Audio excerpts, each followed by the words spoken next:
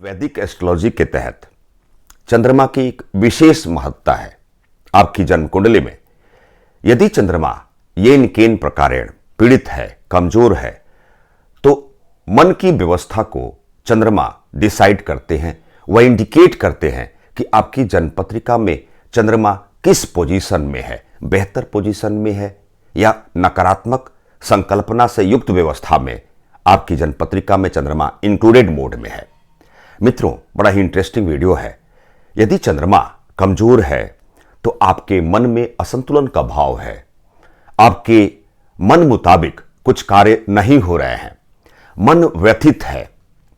और जब मन व्यथित होता है, इसका सीधा सा तात्पर्य है कि मानवीय जीवन में आपकी उपलब्धि की बात हो, आपके जो लक्ष्य भेदने की बात हो, आपके साथ न्याय नहीं हो रहा है। मित्रों, आज मैं एक शानदार और सुंदर टॉपिक लेकर आया हूं। आपकी जन्म पत्रिका में चंद्रमा पीड़ित है, कमजोर है, तो सिंपल सा उसका कैसा ट्रीटमेंट करें, वह कौन से उपचार की पद्धति का यदि आप अप्लाई करते हैं तो बहुत सारा जो चंद्रमा के कमजोर लक्षण के उपागम है उससे आपको मुक्ति प्रदान मिलेगी।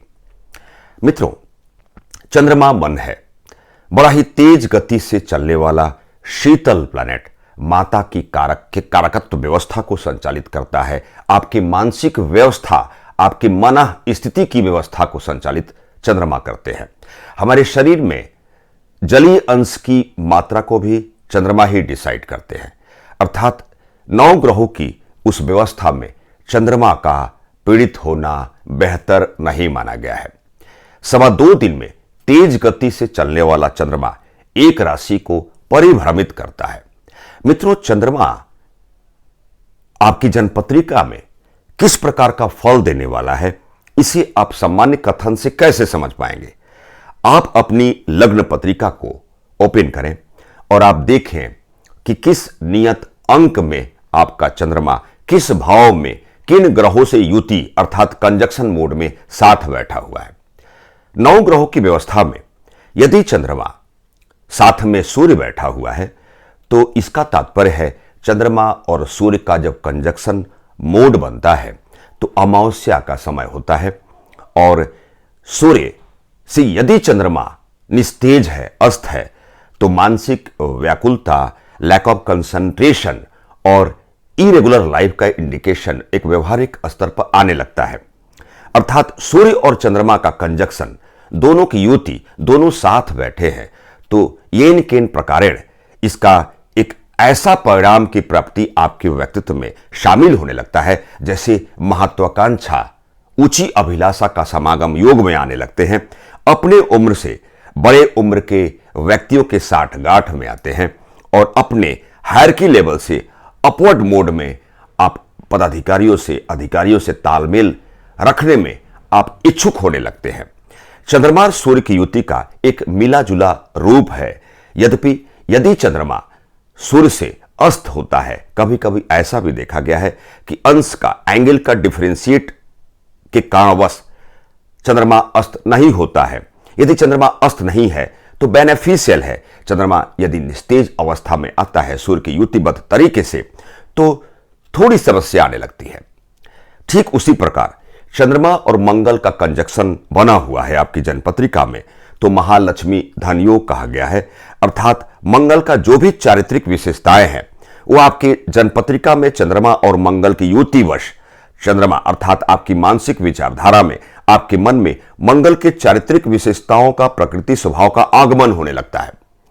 शक्ति संपन्नता का जो भी उसे आप महसूस कर सकते हैं, एक पावरफुल स्टेटस को आप पसंद करते हैं, मैन पावर युक्त होने लगते हैं, जिद्दी स्वाभिमानी प्रवृत्ति का विकास होने लगता है, रेसिस्टेंस इम्यूनिटी पावर में बढ़ोतरी होने लगती है, जमीन जायदाद अचल संपदा का विकास करने के लिए आप तड़पते हैं।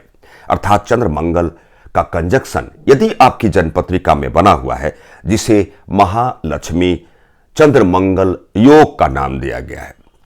ठीक उसी प्रकार अगले क्रम में चंद्रमा और बुध का कंजक्शन बना हुआ है, दोनों साथ बैठे हुए हैं, तो बौद्धिक रूप से तीक्ष्ण बुद्धि के हैं, विवेकशील प्राणी है, बौद्धिक क्षमता गजब की है, लॉजिकल पावर बहुत अच्छा है, एक्सप्रेशन पावर बहुत अच्छा है, अपनी बातों से जादू बिखेरते हैं। एक सम्मोहन तंत्र को अप्लाई करते हैं, अर्थात लॉजिकल पावर बहुत स्ट्रांग होता है। लेखन शैली में आपको भरोसा है, अच्छा लिखते हैं, सामाजिक संपर्क में रुचि रखने लगते हैं। अर्थात चंद्रमा बुध की युति जब होती है तो ऐसा व्यक्ति सफल तरीके से एक कुशल व्यवसायी बन सकता है, कुशल लेखक बन सकते हैं, अच्छे ज्योतिषी बन सकते हैं, और यहां तक कि एक व्यावसायिक पद्धति में आपका नाम हो सकता है। चंद्रमा बुध की युति से ऐसा इंडिकेशन की प्राप्ति होती है कि ऐसा इंसान सामने वाले व्यक्ति को तुरंत पहचान लेता है, उसको ट्रेस आउट कर लेता है। अगले क्रम में यदि चंद्रमा और देवताओं के गुरु बृहस्पति साथ बैठे हैं, दोनों का कंजक्शन बना हुआ है, तो एस्ट्रोलॉजिकल टर्मिनोलॉजी में इसे गजकेसरी योग नाम दिया गया है। अर्थात आपका मन बड़ा शानदार है, सुंदर है, एथिकल मोरल वैल्यू का इंटरप्रिटेशन आपके मन में है, मन से बड़े सुंदर और शानदार व्यक्तित्व के स्वामी हैं।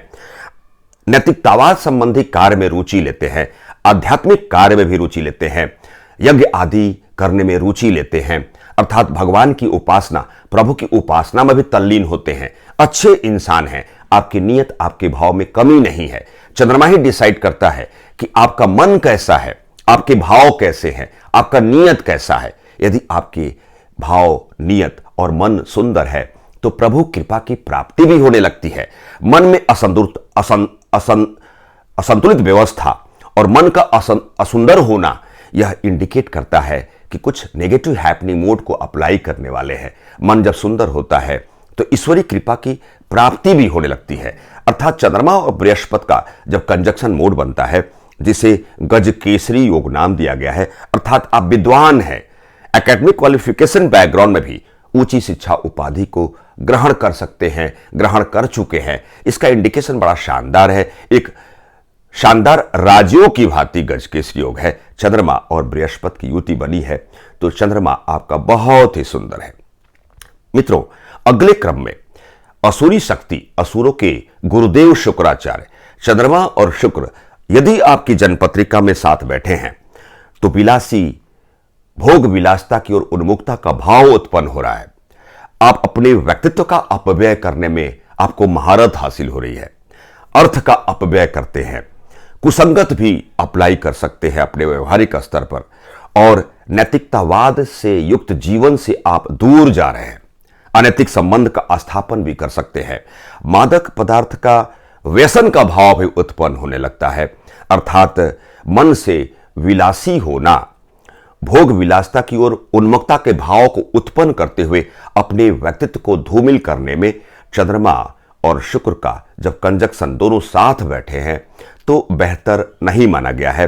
अर्थात चंद्रमा और शुक्र की युति बनी है तो आपको देवी उपासना पर, माता दुर्गा जी की उपासना पर विशेष ध्यान देना चाहिए। क्योंकि चंद्रमा और शुक्र की जब युति बनती है तो कभी कभी ऐसा भी देखा गया है कि पारिवारिक पृष्ठभूमि में स्किन डिजीज, सफेद दाग जैसी एक दुर्योग का भी आगमन होने लगता है। चंद्रमा और शुक्र की युति को मैं बेहतर नहीं मानता। मित्रों, अगले क्रम में चंद्रमा और शनि का जब दोनों साथ बैठे हैं तो एस्ट्रोलॉजिकल टर्मिनोलॉजी में इसे विष योग नाम दिया गया है। बड़ा ही खराब योग होता है।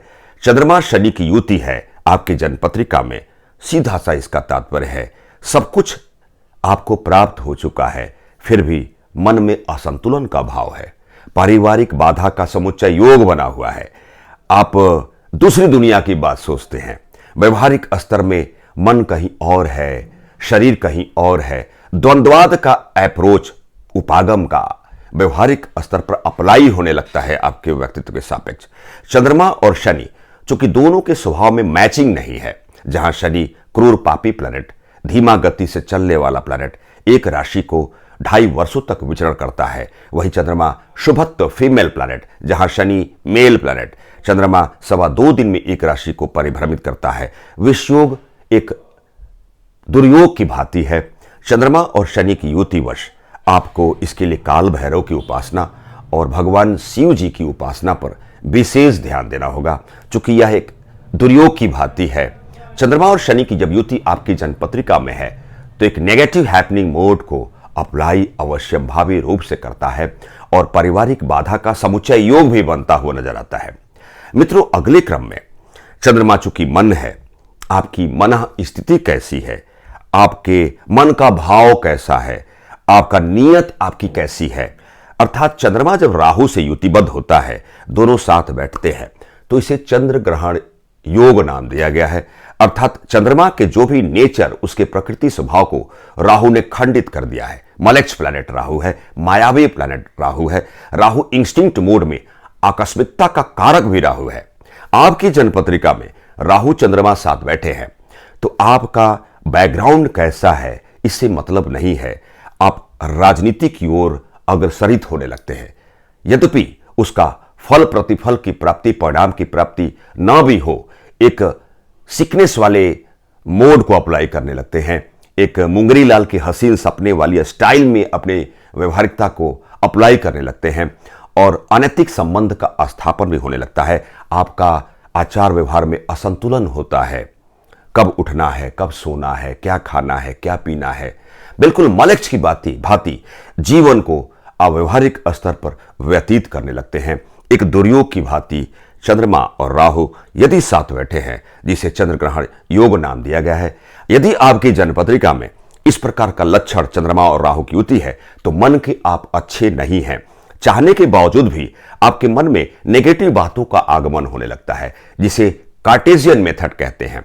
एक विषम पोजीशन से सम पोजीशन की ओर जाने की जिज्ञासा, नकारात्मक संकल्पना से, नकारात्मक कॉन्सेप्ट से पॉजिटिव थॉट की ओर जाने की जिज्ञासु प्रवृत्ति, इसे कार्टेशियन मेथड कहते हैं।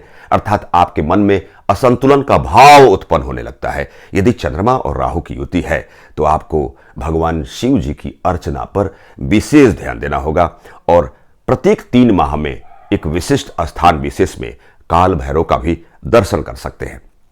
अगले क्रम में यदि चंद्रमा और केतु की युति है, इसे भी चंद्र ग्रहण योग नाम दिया गया है, परंतु केतु दूसरी दुनिया की बात करते हैं और स्पिरिचुअल इंट्यूशन पावर की जिज्ञासु प्रवृत्ति का समागम योग बनने लगता है और एक स्पिरिचुअल परिक्षेत्र में आपको एक महसूस कराता है। यदि आपकी जन्मपत्रिका में चंद्रमा और केतु की युति कंजक्शन मोड में, यदि आपकी लग्न पत्रिका में चंद्रमा और केतु साथ बैठे हैं, तो आपके जो हाव भाव हैं उसमें जिज्ञासु प्रवृत्ति में एक ऐसी प्रवृत्ति का आगमन होने लगता है कि मोक्ष जैसी बातों को एक अंजाम तक पहुंचने के लिए जिज्ञासु बने रहते हैं। आध्यात्मवाद का जो आगमन आपके व्यवहारिक स्तर पर होने लगता है, धर्मशास्त्र के अध्येता भी बनने लगते हैं और कुल मिलाकर चंद्रमा और केतु एक रहस्यमयी, एक शानदार योग के रूप में माना गया है। चंद्रमा और केतु की युति यदि है, तो आपको पूर्वाभास भी उत्पन्न होने लगता है। आपके और आपके शुभचिंतकों के साथ अच्छा या बुरा होने के पहले यही चंद्रमा और केतु की यदि आपकी जन्मपत्रिका में युति है, तो आपको आभासित कराता है, अर्थात स्पिरिचुअल पावर का आगमन करने के लिए उत्प्रेरित करता है। मित्रों, चंद्रमा ही मन है। आपके भाव कैसे हैं, आपकी नीयत कैसे है, आप क्या सोचते हैं, आपकी मानसिक विचारधारा कैसी है, आपके माता का भाव कैसा है, आपका मन का भाव कैसा है। आपका मन का भाव सुंदर है तो जीवन सुंदर है। 9 ग्रहों की व्यवस्था में चंद्रमा यदि पीड़ित है, तो आपकी मानवीय जीवन में समस्या की संभावना बनी रहती है। यदि चंद्रमा बेहतर पोजीशन में है, चंद्रमा उच्च राशि में विराजमान है, चंद्रमा के अंश बड़े अच्छे हैं, अच्छे राशि, अच्छे भाव में अच्छे ग्रहों से युति बनाया हुआ है, तो आपका जीवन सुंदर है। यदि कमजोर चंद्रमा आपकी लग्न पत्रिका में, जो भी हमने वाक्यांश का प्रस्तुतिकरण किया, यदि आपको ऐसा फील होता है कि आपका चंद्रमा कमजोर है, तो भगवान शिव जी की अर्चना करें, महामृत्युंजय का जाप करें। हर 3 महीने में कम से कम एक बार आप गंगा जल से या गौ के दुग्ध से आप रुद्राभिषेक कराएं। 12 ज्योतिर्लिंग, 12 ज्योतिर्लिंग में आप दर्शन के लिए आप ललायित रहें। भगवान शिव की अर्चना के साथ साथ आप सफेद वस्तु विशेष खाद्य पदार्थ में चावल का भी दान कर सकते हैं। प्रत्येक पूर्णिमा और अमावस्या को अपने हाथों चावल का दान करें, दूध का दान करें।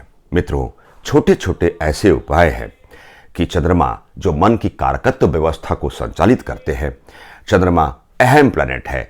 मानवीय जीवन को सुंदर बनाए रखने के लिए आपके लग्न पत्रिका में चंद्रमा पीड़ित है, तो आपको अलर्ट रहने की आवश्यकता है। मित्रों, एक छोटी सी व्याख्यान के तहत मैं ज्योतिषाचार्य प्रमिल चतुर्वेदी, नमस्कार।